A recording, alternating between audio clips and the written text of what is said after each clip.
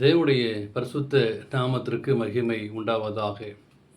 இந்த காலவேளை உங்கள் அனைவரையும் ஆண்டவராகிய இயேசு கிறிஸ்துவின் இன்ப நாமத்தில் அன்போடு வாழ்த்தி வரவேற்கின்றேன். 1 ராஜாக்கள் 3ஆம் அதிகாரம் 7ஆம் வாக்கியம் சொல்கிறது, இப்பொழுதும் தேவனாகிய கர்த்தாவே, தேவரீர் உமது அடியனை என் தகப்பனாகிய தாவீதின் ஸ்தானத்திலே ராஜாவாக்கினீரே. நானோவென்றால் போக்குவரவு அறியாத சிறுபிள்ளையாயிருக்கிறேன். ஆகையால் உமது ஜனங்களை நியாயம் விசாரிக்கவும் நன்மை தீமை இன்னதென்று வரையறுக்கவும் அடியனுக்கு ஞானமுள்ள இருதயத்தை தந்தருளும்.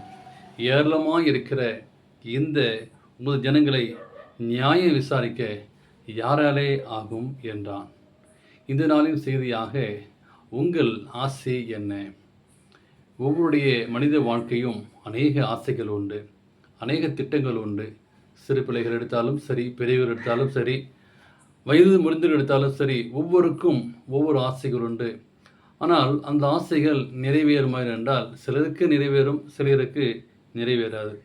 ஆனால் இங்கே ஒரு மனிதனுக்கு ஒரு ஆசை, ஆலயம் இன்னும் கட்டப்படவில்லையே என்று சொல்லி ஒரு வாஞ்சை.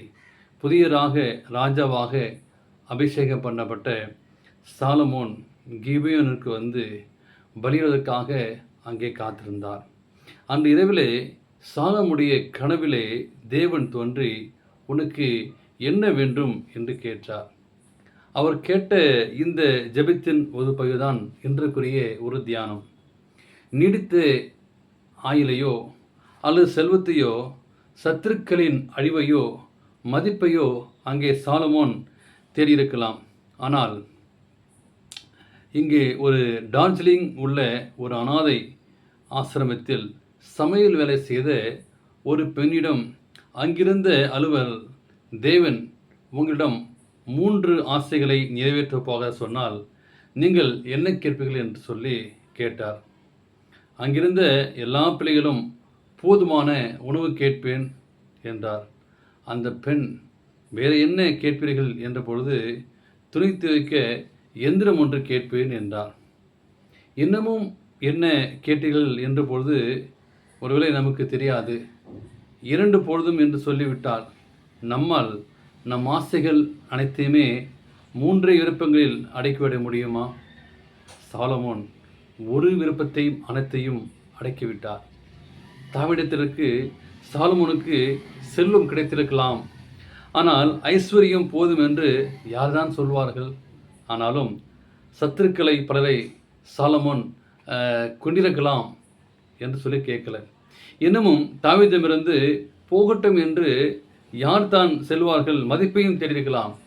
ஏனெனில் நாம் அதை விலக்கு வாங்க முடியாது. எல்லாவற்றிற்கும் கேட்காமல் தேவ ஜனங்களை நிர்வாகம் பண்ண ஞானம் வேண்டும் என்று கேட்டார். தேவன் ஞானத்தை கொடுத்தார். தேவனுக்கு பிரியமான பிள்ளைகளே, நீங்கள் நானும் இந்த பூமியிலே வாழும்போது குடும்பத்தை நடத்த வேண்டும், திருச்சபையை நடத்த வேண்டும், நிர்வாகம் பண்ண வேண்டும். ஏனென்றால் ஆலோசனை இல்லாத இடத்தில் ஜனங்கள் சீர்கெட்டு போவார்கள்.